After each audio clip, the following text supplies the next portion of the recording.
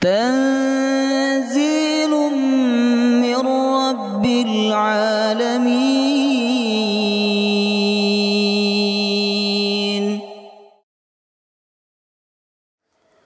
الحمد لله رب العالمين، نحمده ونستعينه ونستغفره ونعوذ بالله من شرور أنفسنا ومن سيئات أعمالنا.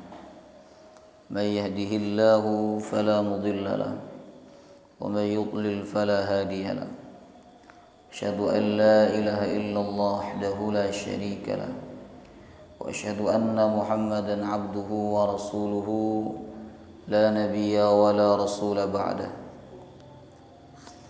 اللهم صل وسلم على سيدنا ونبينا محمد وعلى آله وصحبه أجمعين.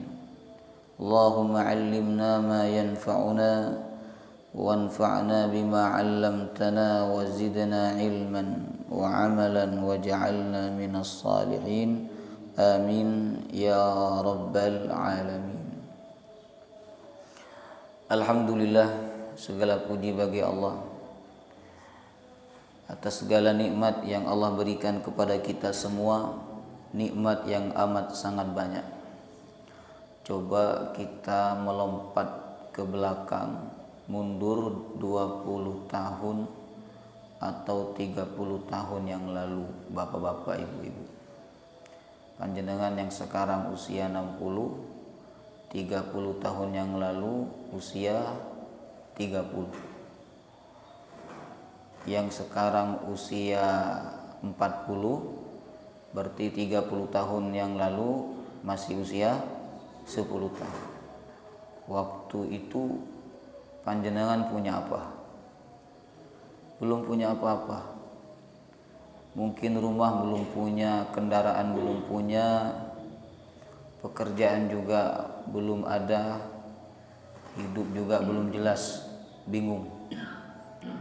Tapi sekarang perhatikan apa yang sudah Allah berikan kepada panjenengan dan kepada kita semua. Kita punya rumah, kita punya kendaraan, kita punya anak, kita punya pekerjaan. Jemaah rahimakumullah. Jadi terkadang memang kita ini butuh duduk sendiri untuk membayangkan nikmat Allah yang diberikan kepada kita. Dan kita jangan hanya memikirkan nikmat yang sekarang. Kita perlu mundur ke belakang mungkin 10, 20, 30 tahun yang lalu, jamaah rahimakumullah. Supaya kita bersyukur, supaya hati kita lembut, lunak. Semoga Allah SWT membimbing kita semua untuk menjadi hamba yang bersyukur. Amin ya rabbal alamin.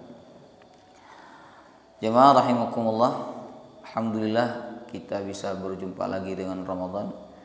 Dan tidak terasa ya, sekarang sudah masuk pertengahan dari bulan suci Ramadan ya. Jadi separuh jalan sudah kita lewati di bulan Ramadan ini, dan sisa setengahnya lagi, Bapak Ibu. Jadi setengah akhir ini harus lebih baik daripada setengah awal ya. Setengah akhir ini harus lebih semangat daripada setengah awal, karena menuju 10 terakhir Ramadan itu menuju suatu kemuliaan. Jadi kalau kita bicara Ramadan, yang paling mulia adalah 10 terakhirnya. Bahkan di dalam 10 terakhir itu ada satu malam yang dimuliakan oleh Allah lebih baik daripada 1000 bulan, yaitu Lailatul Qadar. Jemaah rahimakumullah. Maka Ramadan yang masih ada bersama kita jangan kita sia-siakan. Baik jemaah rahimakumullah, pagi hari ini saya ingin menyampaikan satu hadis yang harus menjadi renungan bagi kita semua. Hadis riwayat Imam Tirmizi. Nabi bersabda, yang diceritakan oleh sahabat Abu Umamah Al-Bahili radhiyallahu anhu. ada 2 tetes yang dicintai oleh Allah dan ada 2 bekas yang dicintai oleh Allah SWT. Ya. Kata Nabi, laisa syai'un ahabba ilallah min qatrataini wa atharaini. Tidak ada sesuatu yang lebih dicintai oleh Allah, yang lebih disukai oleh Allah SWT, min qatrataini wa atharaini, dibanding dari 2 tetes dan 2 bekas. Subhanallah, Bapak Ibu. Artinya kalau kita melakukan atau memiliki salah satu dari 2 perkara ini, jemaah rahimakumullah, maka kita termasuk orang yang sangat, bukan hanya dicintai, tetapi sangat dicintai oleh Allah SWT. Apa 2 tetes itu dan apa 2 bekas itu yang sangat dicintai oleh Allah? Yang pertama 2 tetes, Bapak Ibu. Tetesan yang paling dicintai oleh Allah pertama adalah qatratu dumu'in min khasyatillah. Tetesan air mata karena takut kepada Allah Subhanahu wa taala. Subhanallah. Ya. Coba kita tanya kepada diri kita masing-masing. Kapan kita terakhir nangis karena takut kepada Allah? Ya, kapan terakhir kita meneteskan air mata karena takut kepada Allah Subhanahu wa taala? Apakah setahun yang lalu, atau sebulan yang lalu, atau sepekan yang lalu, atau 1 hari yang lalu, atau tadi malam? Jemaah rahimakumullah. Nah, kita perlu bertanya, Bapak Ibu, ya, kapan kita terakhir menangis karena Allah? Karena kita membayangkan dosa-dosa kita, karena kita membayangkan nikmat Allah yang diberikan kepada kita, jemaah rahimakumullah. Ya. Dan tangisan itu tidak bisa direncanakan, ya.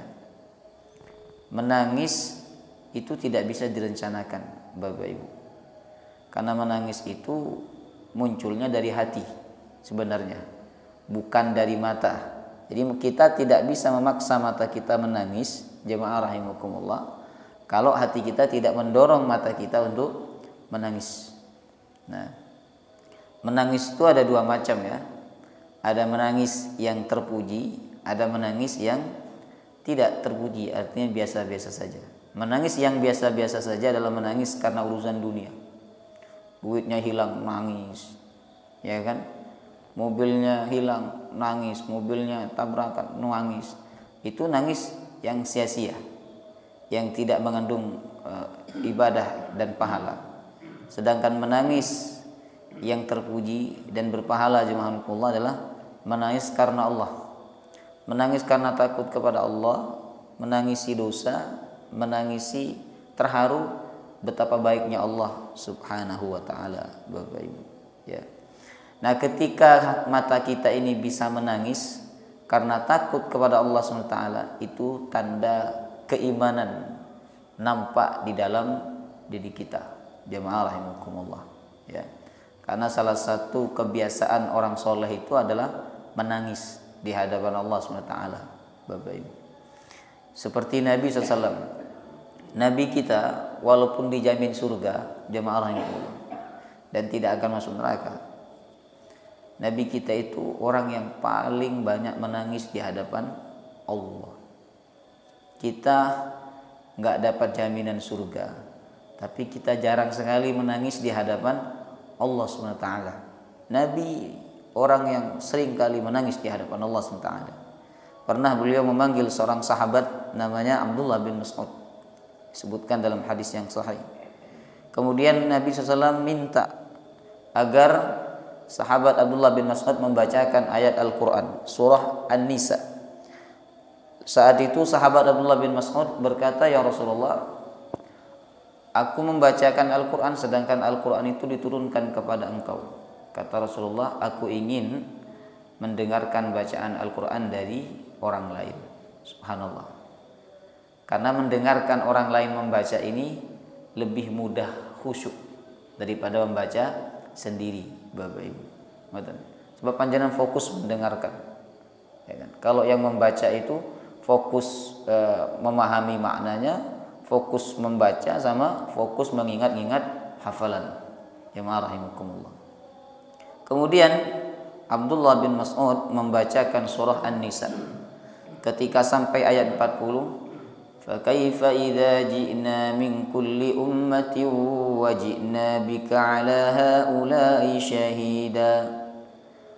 Bagaimana pendapatmu wahai Muhammad, jika kami, kata Allah, mendatangkan saksi atas semua umat.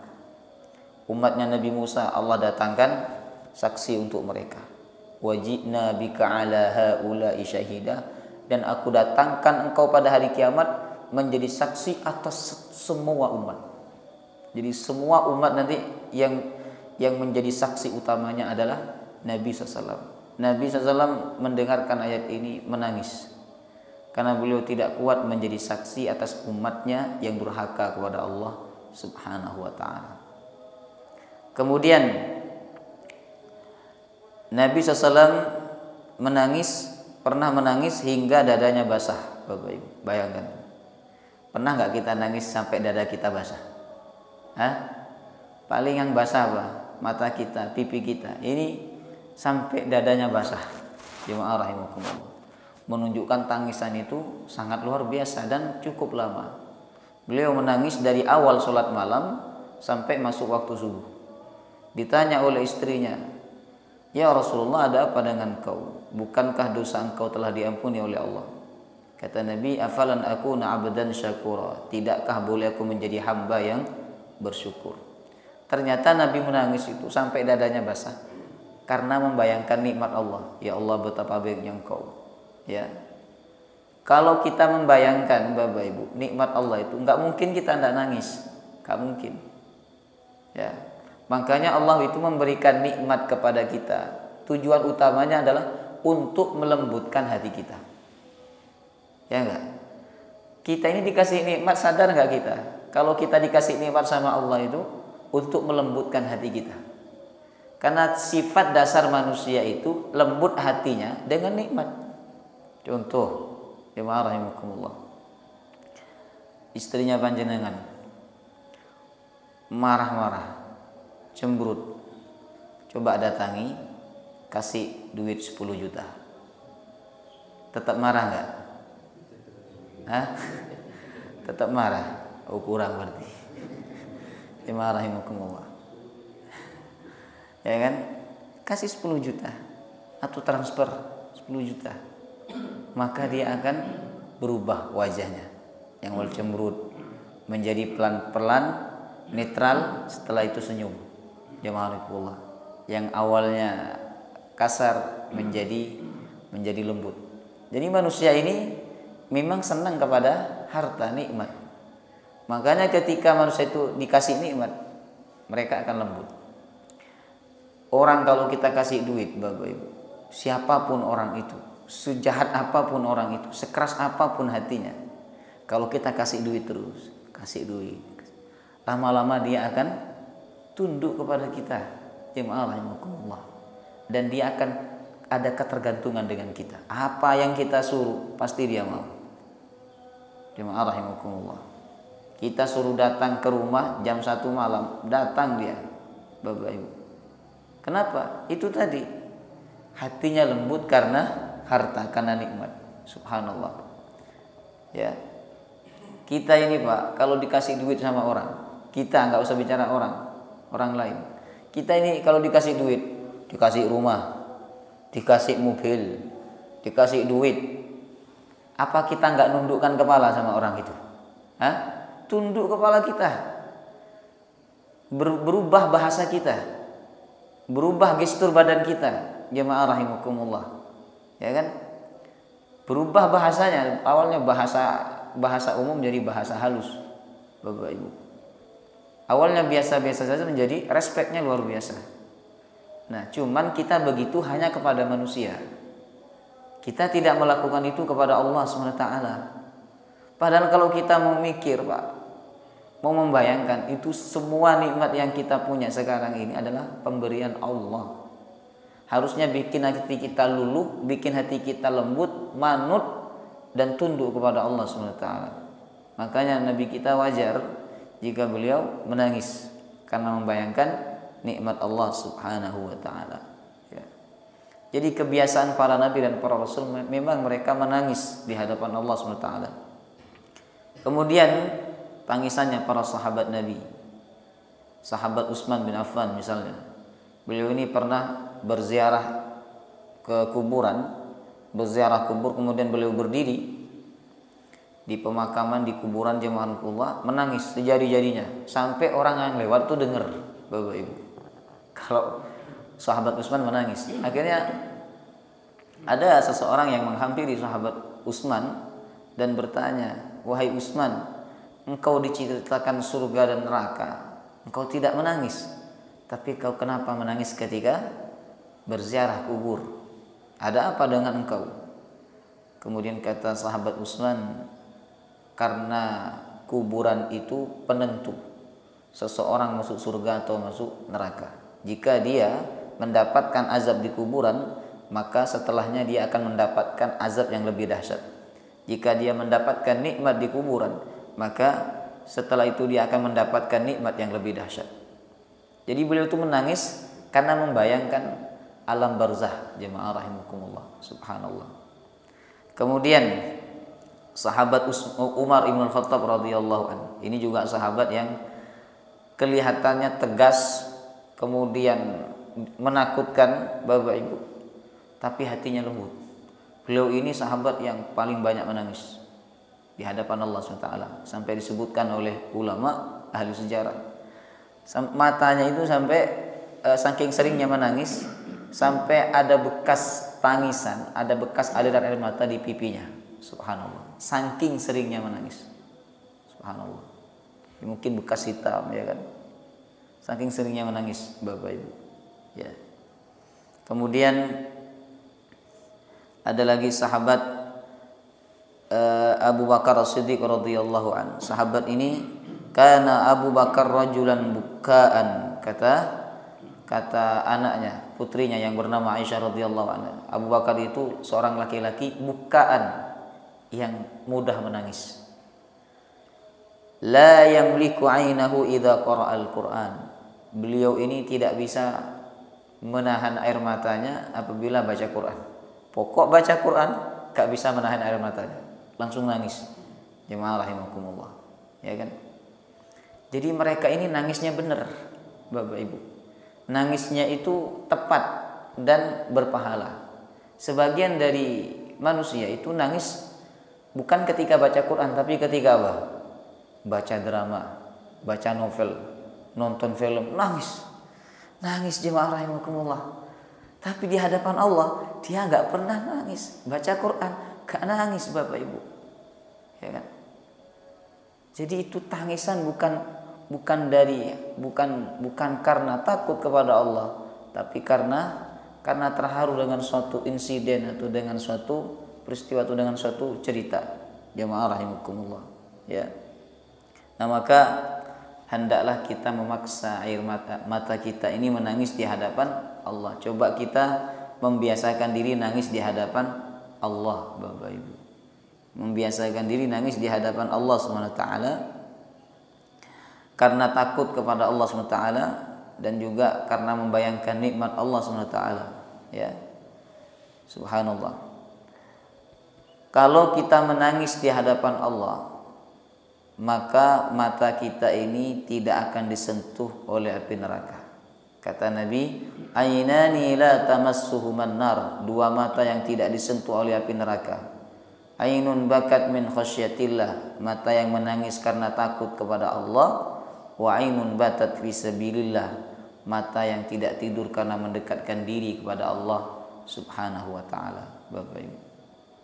Jadi satu tetes saja air mata kita ini jatuh karena takut kepada Allah, itu sangat dicintai oleh Allah SWT, Bapak Ibu. Maka jangan keluarkan air mata kita kecuali karena kita takut kepada Allah Subhanahu wa taala. Kemudian jemaah rahimakumullah, Yang kedua, keutamaan orang yang menangis karena Allah SWT adalah dia akan mendapatkan naungan Allah. Disebutkan dalam hadis yang masyhur, ada 7 golongan yang mendapatkan naungan Allah di saat tidak ada naungan kecuali naungan Allah. Jangan bayangkan akhirat itu seperti dunia, nggih. Kita sekarang kalau panas bisa berteduh di bawah bangunan atau di bawah pohon, di bawah gedung. Tapi nanti pada hari kiamat, matahari jaraknya 1 mil, itu nggak ada bangunan, tanah lapang semua, Bapak Ibu, ya. Dan tempat perkumpulan itu nanti disebutkan dalam hadis adalah Palestina, bumi Palestina itu tempat berkumpulnya seluruh umat manusia nanti pada mahsyar. Jemaah rahimakumullah. Itu nggak ada pepohonan, tidak ada bangunan, tidak ada payung, jemaah rahimakumullah. Sehingga ketika manusia saat itu tidak mendapatkan naungan Allah, mereka betul-betul kepanasan. Ada di antara mereka yang keringatnya sampai lututnya, sampai pinggangnya, sampai dadanya. Bahkan ada di antara mereka yang tenggelam dengan keringatnya, Bapak Ibu. Nah, maka kita butuh naungan Allah pada hari kiamat.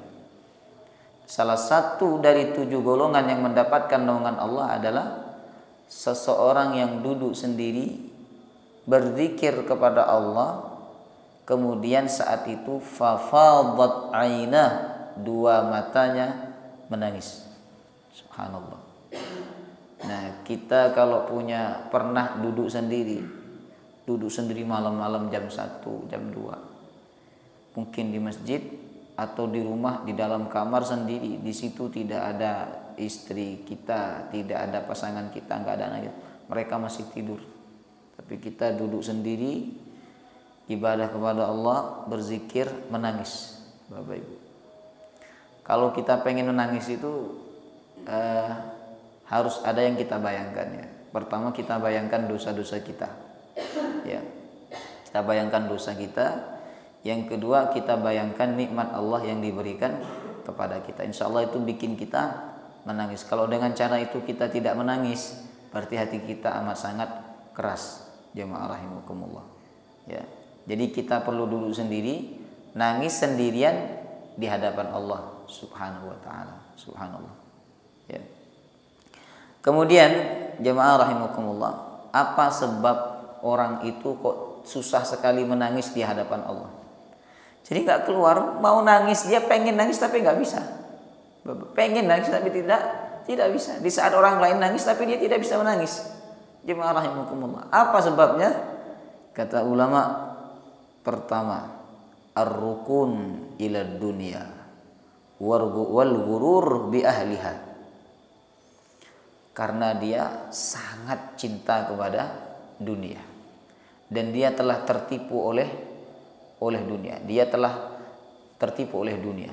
Jemaah rahimakumullah. Jadi hati kita ini kalau cinta banget kepada dunia, ya. Orang yang cinta dunia, alhamdulillah. Ya, orang yang cinta kepada dunia, Bapak Ibu, itu susah sekali menangis di hadapan Allah. Susah. Ya. Kalau hatinya dipenuhi dengan dunia, pikirannya dunia. Mau tidur dunia, bangun tidur dunia terus yang dipikirkan. Kalau yang lain zikir ya Arhamar Rahimin, ya Rahman ya Rahim, dia zikirnya bukan itu. Zikirnya apa dia? Ya dolar ya fulus, ya dolar ya fulus. Setiap kali dia minta dunia, ya Allah duit ya Rabb. Duit ya Allah, duit. Itu yang bikin hati dia susah menangis di hadapan Allah SWT. Yang kedua, wa kathratul ishtighal bi fuduli ahadithiha. Banyak bicara yang sia-sia. Jadi bicara yang tidak jelas, jemaah rahimakumullah. Bicara banyak melakukan hal yang jadi ngumpul tidak jelas, ketawa ketiwi, ya kan? Itu yang bikin hati kita susah menangis di hadapan Allah Subhanahu wa taala. Yang ketiga kata ulama, kathratud dzunub, karena banyaknya dosa. Banyaknya dosa bikin hati kita keras sehingga hati kita tidak tersentuh dengan ayat-ayat Al-Qur'an, lalu mata kita tidak menangis ketika mendengarkan ayat-ayat Al-Qur'anul Karim. Jemaah rahimakumullah, ya. Nah, maka Bapak Ibu, hendaklah kita berusaha untuk membuat mata kita ini menangis walaupun hanya satu tetes. Satu tetes jatuh, tek. Tapi itu karena takut kepada Allah, itu sangat dicintai oleh Allah Subhanahu wa taala. Jemaah rahimakumullah. Kemudian yang kedua tetesan yang paling dicintai oleh Allah dan sangat disukai oleh Allah SWT adalah wa qatratu damin tuhraku fi sabilillah. Satu tetes darah ya karena membela agama Allah Subhanahu wa taala. Subhanallah. Jadi para sahabat yang ikut perang Badar terluka mereka, kena panah atau kena pedang atau kena tombak Bapak Ibu. Ya. Lalu jatuh darahnya satu tetes saja, itu sangat dicintai oleh Allah Subhanahu wa taala. Sebenarnya ada dua tetesan darah ya yang sangat dicintai oleh Allah. Satu tetesan darah karena membela agama Allah, yang kedua tetesan darah hewan yang kita sembelih untuk kurban. Bapak Ibu. Itu kata Nabi, sebelum darah itu jatuh ke tanah, maka darah itu sudah sampai kepada Allah Subhanahu wa taala. Darah itu ketika jatuh maka membersihkan semua dosa-dosa orang yang berkurban. Subhanallah.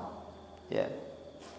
Jadi kalau badan kita ini terluka kemudian meneteskan darah karena membela agama Allah Subhanahu wa taala, itu tetesan yang sangat dicintai oleh Allah. Termasuk fisabilillah, kata ulama, adalah ketika kita membela harga diri kita, membela keluarga kita, membela harta kita, ketika orang ingin merampas hak kita. Jemaah rahimakumullah. Nah, ini menunjukkan keutamaan orang yang mati syahid atau orang yang berperang jalan Allah Subhanahu wa taala. Itu sangat utama Bapak Ibu. Ya. Disebutkan dalam hadis yang sahih bahwa orang yang mati syahid itu diberikan oleh Allah 7 kemuliaan. Bayangkan, 7 langsung dikasih sama Allah. 1, yughfar lahu fi awwali daf'atin min damihi. Allah memberikan ampunan ketika pertama kali darahnya jatuh. Subhanallah. Jadi pertama kali darah itu jatuh atau menetes, Allah langsung mengampuni semua dosanya sebesar apapun. Subhanallah. Yang kedua, wa yura maq'aduhu minal jannah. Diperlihatkan tempat duduknya di surga. Jadi sebelum meninggal, sebelum mati, Allah sudah perlihatkan tempat duduknya di surga. Subhanallah. Mata Bapak Ibu. Makanya mereka yang mati syahid itu kebanyakan mereka mati dalam keadaan tersenyum. Bahagia karena Allah sudah tampakkan tempat duduknya di surga. Subhanallah. Ya. Kemudian yang ketiga, wa yuhalla hullatal iman. Dia dipakaikan dengan pakaian kehormatan. Jadi nanti pada hari kiamat, orang yang mati syahid itu di dunia dia mati syahid akan diberikan pakaian kehormatan. Pakaian kehormatan. Jemaah rahimakumullah. Ya.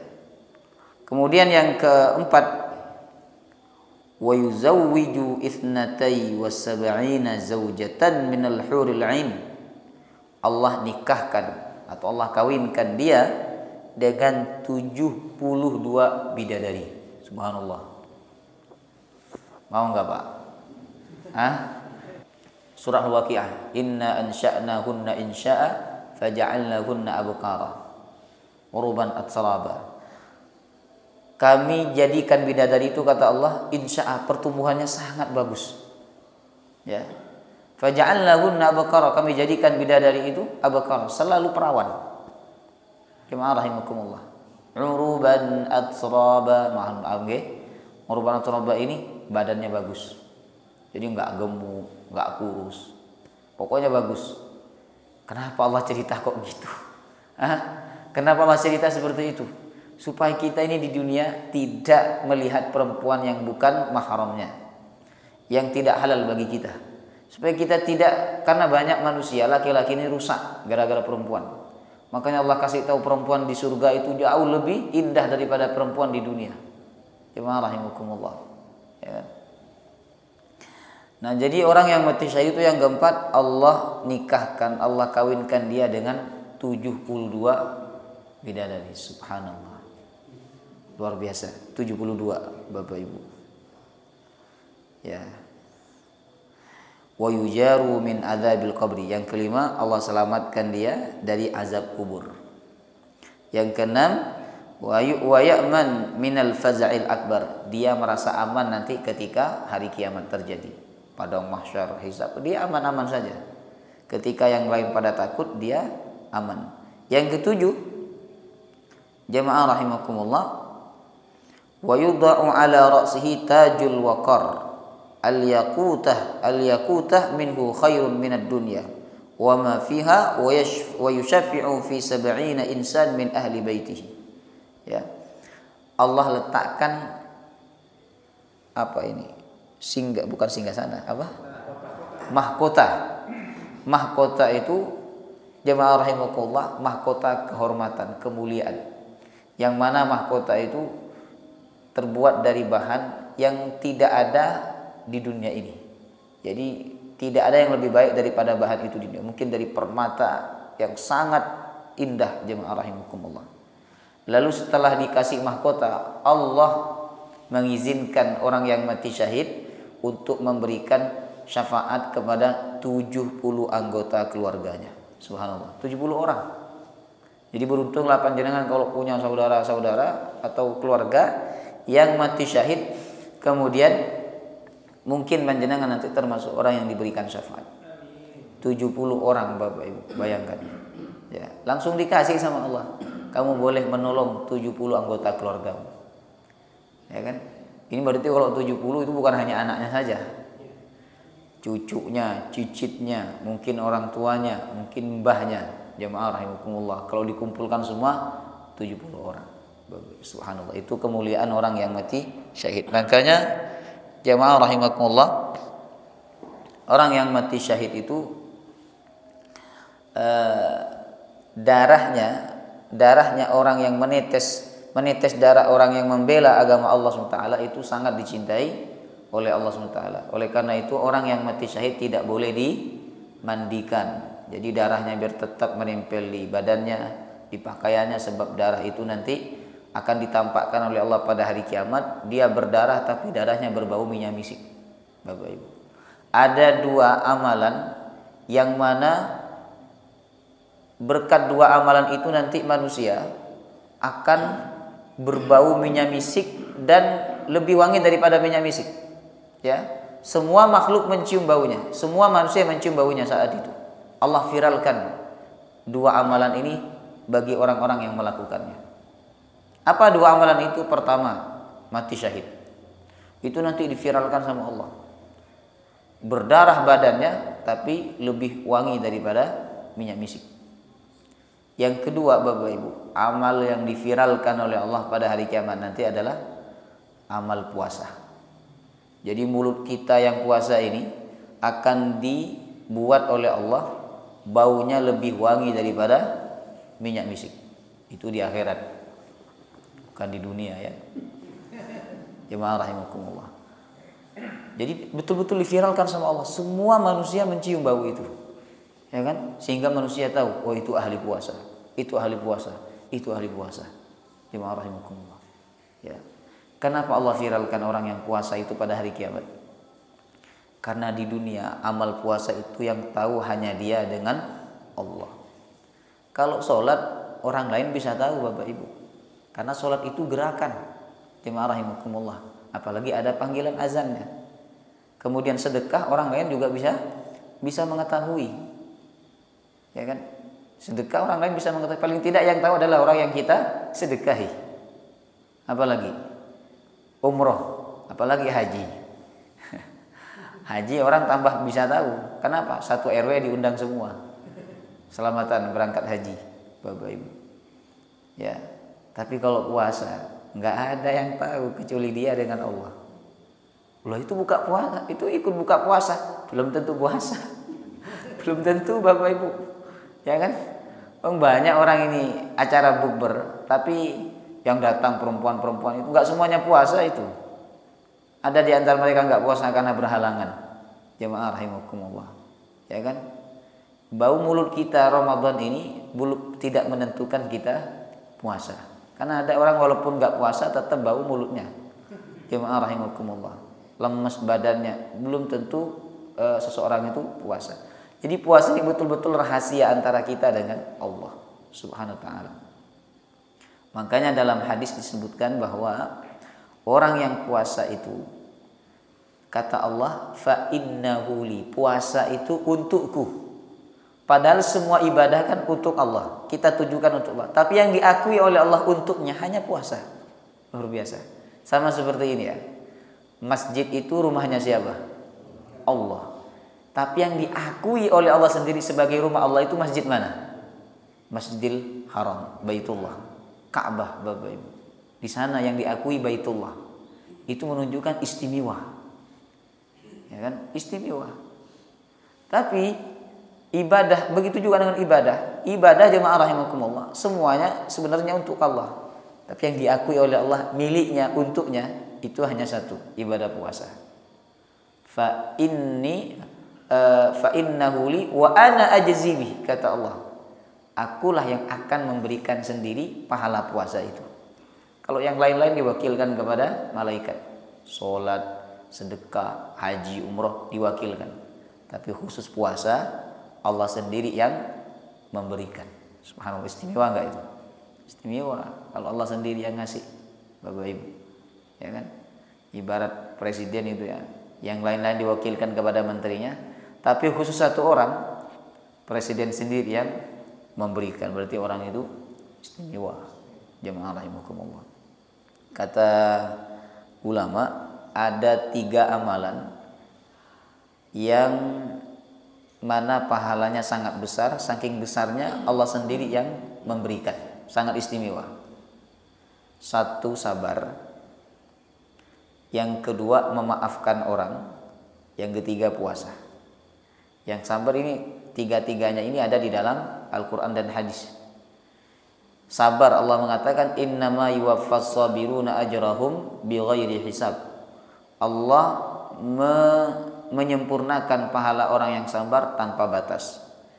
Kemudian memaafkan orang, faman afa wa aslaha fa ajruhu 'ala Allah. Siapa yang memaafkan maka pahalanya langsung ditanggung oleh Allah. Dan yang ketiga, puasa, Bapak Ibu. Ya. Itulah yang bikin puasa ini spesial, istimewa. Karena yang tahu kita puasa ini hanya kita dengan Allah Subhanahu wa taala, Bapak Ibu. Kita bisa saja diam-diam kan, masuk kamar mandi kemudian minum, makan, sebagaimana dulu ketika kita masih kecil, Bapak Ibu. Ya kan, ditanya puasa, puasa, ya kan? Karena kalau dibilang tidak puasa, nanti nggak dapat THR, ya kan? Jadi kita tidak tahu orang lain itu puasa atau tidak, kecuali dia dengan Allah. Itulah yang bikin puasa spesial, Bapak Ibu, dan diakui sendiri oleh Allah sebagai ibadah untuknya atau miliknya. Memang ibadah itu kalau rahasia antara kita dengan Allah, itu ibadah sangat luar biasa kemuliaannya, Bapak Ibu. Oleh karenanya orang yang puasa nanti diviralkan sama Allah di padang mahsyar pada hari kiamat. Bau mulutnya itu dibuat lebih wangi daripada minyak misik, subhanallah. Sehingga orang-orang pada tahu dia puasa, dia puasa, dia puasa. Bismillahirrahmanirrahim. Ya. Itu 2 tetes yang sangat dicintai oleh Allah. Satu tadi tetesan air mata karena takut kepada Allah. Yang kedua, tetesan darah karena membela agama Allah SWT. Tetesan darah fisabilillah di jalan Allah SWT. Kemudian 2 lagi yang dicintai oleh Allah dan sangat dicintai oleh Allah, yaitu 2 bekas. Ada 2 bekas yang sangat dicintai oleh Allah. 1, atharun fi sabilillah, bekas di jalan Allah. Jadi kalau kita mengalami bekas yang tidak enak, yang bekas itu kan berarti tidak nyaman, Bapak Ibu. Sesuatu yang tidak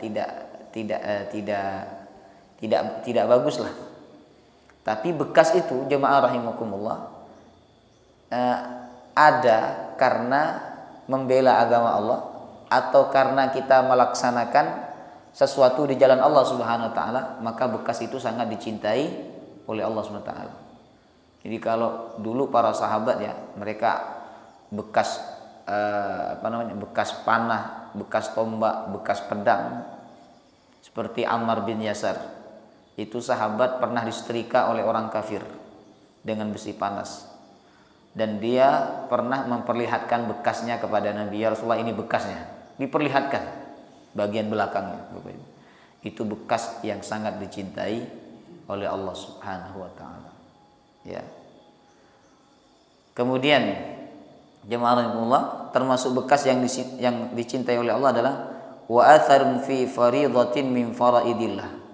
Bekas yang ada karena menjalankan kewajiban dari Allah. Ya kan, jenengan bapak-bapak habis kerja ada bekasnya, kerja cari nafkah itu ada bekasnya. Apa bekasnya?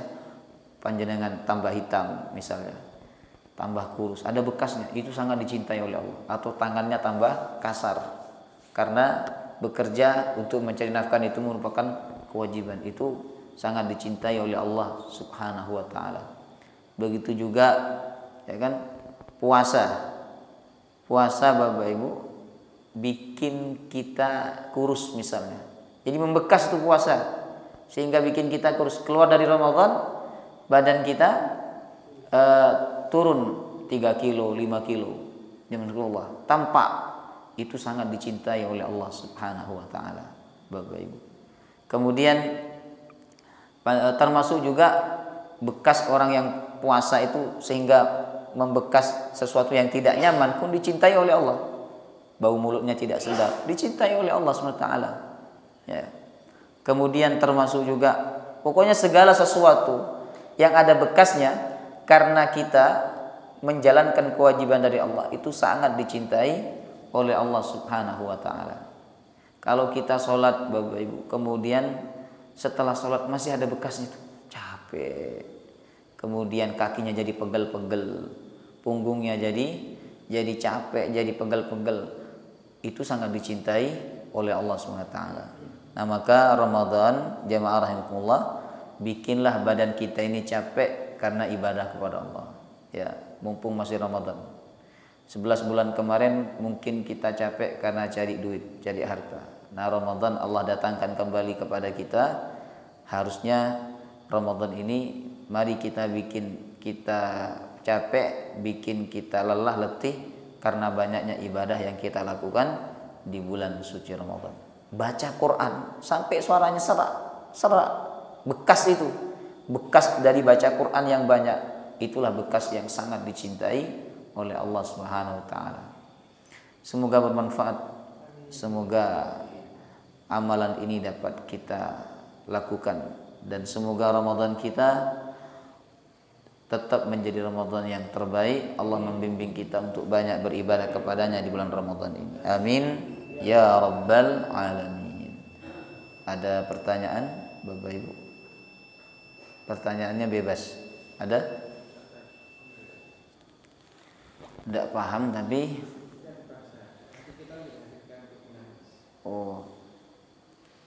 tidak paham tapi nangis gitu. Oh enggak. Tapi nangis itu akhirnya.